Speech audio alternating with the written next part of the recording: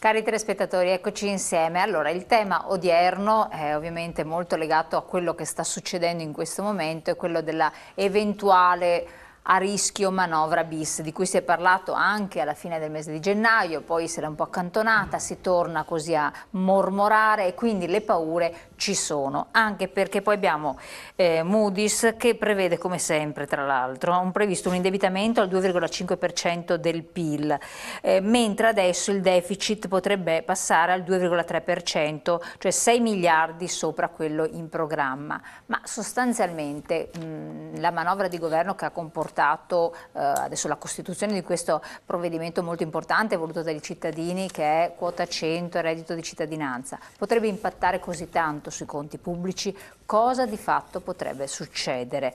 Lo vediamo con i nostri esperti e quindi ben arrivato qui con noi Massimo Zanetti, segretario della UIL Veneto, grazie di essere qui con noi. Grazie a voi dell'invito. Funzionario del MEF, conosce bene quindi i conti pubblici. Francesco Pontelli, economista. Buonasera, ci può grazie. dare anche una panoramica più generale alla luce di quello che si sta configurando tra l'altro in Europa, che ci riguarda da vicino. Daniele Cannella, che a questo punto è la parte in causa politica, consigliere nazionale della Lega, capogruppo Lega Federazione Comuni di Campo San Pierese. Grazie anche a lei. Grazie dell'invito. E incomincio subito con lei per capire che rischi ci sono effettivamente. Sa perché? Perché tra l'altro, quello che riguarda noi da vicino, se l'economia rallenta ancora e i cittadini prendono paura, spendono ancora di meno e quindi rallenta ulteriormente, c'è tutta una ripercussione abbastanza immediata ed è disastrosa perché poi tornare indietro diventa molto problematico. Beh, assolutamente bisogna scongiurare il rischio della recessione, anche se da un certo punto di vista bisogna fare i conti con quelli che sono i provvedimenti più importanti che gli italiani hanno voluto e votato e che questo governo, il governo del cambiamento, ha voluto inserire nella manovra finanziaria approvata insomma, alla fine degli ultimi giorni del 2018. Su cui peraltro c'è stato anche un grande e lungo, lo ricordiamo tutti, insomma, braccio di ferro con l'Europa e all'interno del dibattito politico parlamentare. Alla fine si è arrivati a una manovra, si è fissato un tetto, la manovra è stata approvata, ci sono stati fatti sicuramente dei calcoli, il Parlamento l'ha licenziata ed oggi insomma, è la legge finanziaria. Cosa si può dire? Stanno entrando in vigore i due maxi pilastri di questa manovra finanziaria che da un lato sono, come diceva lei prima, la quota 100 su cui abbiamo già delle ricadute positive perché da quel che ormai insomma, sono dati ufficiali si è superato il tetto delle 50.000 domande già pervenute e 50.000 insomma, persone a breve tempo, in breve termine, andranno in pensione, gente che diversamente avrebbe dovuto lavorare ancora qualche anno prima di andare in pensione. E dall'altro lato c'è l'aspetto del reddito di cittadinanza dove magari insomma, noi della Lega, soprattutto noi della Lega in Veneto, storciamo un po' più il naso, ma che faceva parte del contratto di governo, che è stato approvato e che anche questo insomma, si sta definendo metodi e modi per farlo entrare a breve in vigore. Credo che da quello che ho capito insomma, ad aprile si partirà anche con questa soluzione. Uno degli elementi imprescindibili della coalizione di governo. Della coalizione di governo. Certo che se da un lato bisogna assolutamente guardare l'aspetto dei conti, dall'altro bisogna anche aspettare che queste due manovre economiche diano i loro benefici, perché sicuramente se 50.000 persone vanno in pensione saranno pur sostituite da qualcuno che probabilmente adesso è disoccupato, quindi ci vorrà un po' di tempo per capire se effettivamente i dati che sono stati inseriti nel bilancio, i conteggi che sono stati fatti della copertura, della come si può dire, correttezza dell'equilibrio di bilancio poi si verificheranno come insomma, è stato pronosticato. La speranza insomma, è che non ci sia necessità di ricorrere a una manovra bis, diversamente da qualche parte bisogna pur tagliare. Però... Ecco, in questa situazione, in questo asset che si è venuto configurando, il discorso anche delle autonomie rivendicate, tanto da 3 regioni, penso se ne stanno presentando anche altre, va a impattare, potrebbe andare a impattare ulteriormente e quindi il fatto che sia comunque, se la stia tirando un po' in lungo con non grande piacere di alcune regioni in particolare, può essere dovuto anche a questo. Quello sulle autonomie è un aspetto puramente insomma, identitario e ma c'è l'aspetto di buona economico gestione. L'aspetto economico di base dovrebbe prevedere che quello che oggi lo Stato spende per gestire determinate funzioni nel territorio che chiede l'autonomia vengano trasferite al territorio. Noi tifiamo per la nostra regione, quindi vengano trasferite il prima possibile al Veneto, sapendo che noi siamo un po' più bravetti a gestire, quindi che con la stessa spesa la gestione a livello locale e federale possa generare maggiori costi, più efficienza e quindi generare delle risorse poi da investire o da spendere meglio o per avere meno costi ed eventualmente girarli, fare altri tipi di investimenti. Questo è un po' il concetto di autonomia. L'autonomia è una cosa che prevede una grande responsabilità da parte di chi la chiede e al tempo stesso, se gestita bene, come insomma abbiamo nella storia dimostrato di saper fare, come Veneti in primis, credo possa generare anche delle risorse importanti. Per noi se niente da dire, si guarda sempre il sistema paese e Europa che ti nicchiano un pochettino. Il sistema paese se ne farà una ragione, ma credo che sia alla base di tutto l'aspetto che non vada a impattare sui conti, cioè qua non chiediamo niente di più di quello che viene già speso per gestire le quindi non dovrebbe impattare sui conti. Chiediamo gli stessi soldi, ma chiediamo di poterli spendere noi, quindi insomma dovrebbe essere un bilancio alla pari. Sì, dovrebbe infatti essere un bilancio alla pari. Mi chiava, segretario Zanetti. Anche, tra l'altro c'è stata una manifestazione a livello unitario, CGIL, CISUIL, proprio relativamente a questi aspetti qui, no? Come la vede? Guardi, io le chiedo con la duplice competenza, sia sindacale che anche... Io cerco di fare prima un'osservazione che riguarda i conti, visto che il titolo è manovra bis, ipotesi in campo. E poi faccio un ragionamento sulle cose che il consigliere nazionale della Lega ha appena dichiarato. Allora, io penso che sia indubitabile che questo Paese ha due grossissimi problemi. Ha un problema di equità e ha un problema di lavoro. Il lavoro non c'è. Credo sia evidente a tutti e anche a chi ha fatto la prima elementare che per generare lavoro non servono i decreti, ma servono gli investimenti.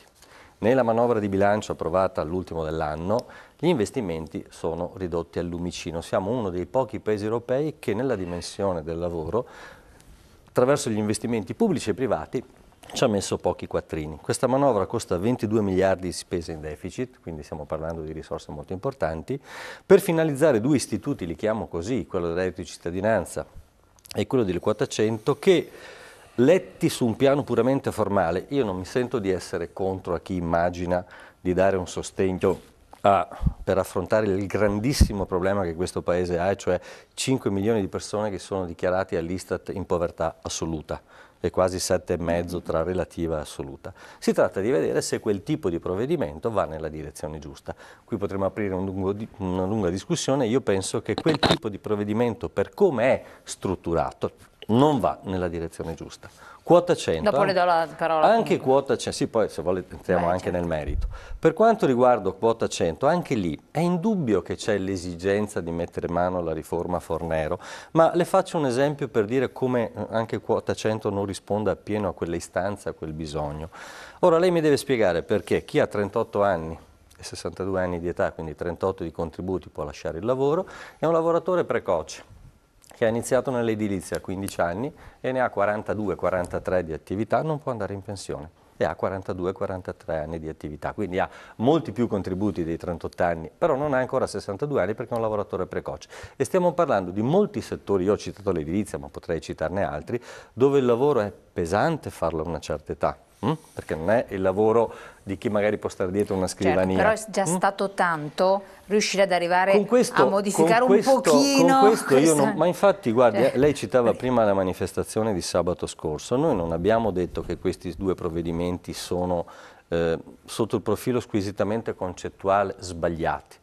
Riteniamo che l'applicazione così come è stata normata meriterebbe come dire, una correzione importante sia per il reddito di cittadinanza sia per l'aspetto che attiene a quota 100. Un'ultima riflessione, la manovra bis ci sarà, se anche stamattina il sottosegretario della Presidenza del Consiglio, l'onorevole Giorgetti, che insomma in qualità di economista di solito quando parla non dice mai sciocchezze, ha riferito che manca da mezzo punto di PIL, circa 7 miliardi di euro, a un punto di PIL, quindi 15, poco più, poco meno.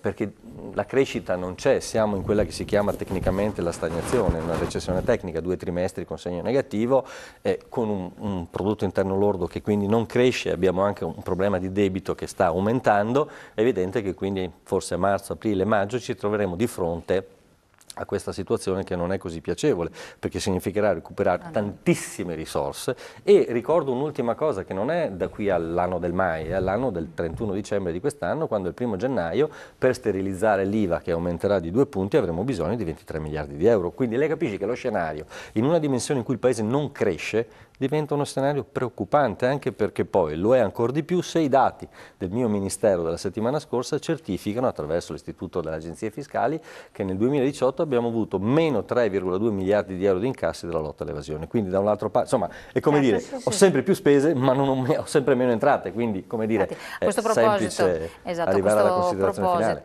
finale. Il sottosegretario mi è stato intervistato da noi, Massimo Bitonci, la interrompo un attimo, così sentiamo l'intervista e poi ribadisce ovviamente il consigliere della Lega e poi darò la parola anche a Pontelli. Vediamo un po' l'intervista insieme. Professionisti, giudici tributari e rappresentanti delle istituzioni si sono dati appuntamento a Villa Borromeo, Sarmeola di Rubano in provincia di Padova per discutere della riforma della giustizia tributaria, di una quinta magistratura e della nascita dei tribunali tributari, valutandone gli effetti e la fattibilità. Dopo un lungo percorso si è giunti ad una proposta di legge di iniziativa parlamentare ed ora si tratta di attendere la calendarizzazione. Il tema del recupero fiscale è un tema sul tavolo del governo, tanto che ci sono tavoli aperti che sto seguendo io, per esempio sul tema dei carburanti, quindi la truffa legata ai carburanti che arrivano soprattutto dalla Slovenia, e sul tema anche di tutto quello che riguarda le dogane, però stiamo mettendo in campo anche delle misure che non siano di carattere coercitivo ma che aiutino l'allargamento della base imponibile, perché questo è il nostro lavoro. Possibilità e la spinta anche del contribuente di dichiarare ciò che adesso non viene dichiarato. Comunque in Italia l'evasione fiscale è molto alta, si parla di un dato però stimato di 250 miliardi all'anno, di cui 100 recuperabili, probabilmente molto meno. Si può ancora arrivare, ripeto, a far emergere senza sistemi di carattere coercitivo che magari aggiungono adempimenti al contribuente, ma invece con un'immersione di carattere naturale. Solo 100? È così difficile recuperare? Perché sarebbero risorse, fiato insomma. Diciamo che le risorse sommerse in questo momento sono veramente tante, credo che quanto dichiarato il sottosegretario sia assolutamente vero e attendibile. L'Italia è l'Italia, per cui sappiamo benissimo con chi dobbiamo fare i conti. No, perché tante volte il sindacato si appella proprio a questo, dice dal sommerso si potrebbe ricavare. Dal sommerso si possono ricavare ottime risorse da poter però sono pochette usare. 100 su 250 è circa il 40%. Speriamo insomma che i tavoli di cui parlava il sottosegretario riescano poi a proporre, a definire delle soluzioni che servano ad implementare il recupero dell'evasione fiscale, perché questo vorrebbe dire risorse fresche per il governo da investire nella crescita e nello sviluppo. Sono d'accordissimo con l'ospite che ha parlato prima, nell'aspetto che vada assolutamente rivisto l'aspetto della pensione per chi ha magari più anni di contributi rispetto ai 38, però ricordiamoci che nel 2011, quando è stata approvata la riforma Fornero, l'unico partito a votare contro è stata la Lega. Al tempo in tema tutti quanti erano entusiasti di questo nuovo governo di unità nazionale, governo tecnico, ci ricordiamo insomma il governo Monti, ci ricordiamo le lacrime della Fornero quando ha presentato la riforma, ma ha creato queste situazioni di grande disparità sociale. Credo che già arrivare a quota 100 come è stato fatto sia stato un grande segnale. Già il fatto, lo dicevo prima, che 50.000 persone potranno andare in pensione sia un grande segnale. Bisogna sicuramente metterci ancora mano. Per metterci ancora mano servono ancora risorse, per cui da qualche parte bisogna fare entrare, da qualche parte bisogna tagliare. Credo che però, diversamente da quello che è successo negli ultimi 7 anni di governi a guida PD o comunque tecnici ispirati al PD, sia già un bel segnale nei confronti di tutti quelli che aspettavano. Anche perché ricordiamo che purtroppo siamo in Europa, cioè purtroppo, siamo in Europa, per cui europeo, questo ci pone dei vincoli. Siamo Dopo dentro un contesto europeo, però ricordiamoci che per la prima volta oggi, dopo non so quanti anni, si è cominciato a parlare di misure che favoriscano la popolazione, i ceti bassi, i ceti medi, comunque il popolo semplice, non le multinazionali o le banche. Per finanziare queste cose servono i soldi purtroppo non si possono inventare, per cui da qualche parte li bisogna trovare e speriamo che poi le manovre portino ai benefici auspicati, ovvero che a lungo andare ci sia anche un effetto positivo, non solo negativo sui conti. Prima di andare a toccare... ricordiamoci, è vero sì che veniamo fuori da 2 semestri col segno in rosso, segno negativo, però il governo si è insediato i primi di giugno, quindi al governo non può essere imputato sicuramente il segno negativo del terzo trimestre 2018 e non credo neanche quello del quarto, in quanto la prima finanziaria di fatto l'ha approvata, come diceva lei, l'ultimo giorno dell'anno. E ricordiamoci anche il contesto internazionale, a settembre è stato il mese della guerra di dazi internazionali, cioè tutta l'economia mondiale ha avuto delle grandi ricadute e l'Italia sappiamo che certo insomma non è stata certamente la pecora nera nel contesto, ci è andata dietro, però anche gli altri hanno avuto delle forti ricadute sull'economia. Ecco. Do la parola a Pontelli subito, pubblicità, pochi secondi, poi ritorniamo in studio.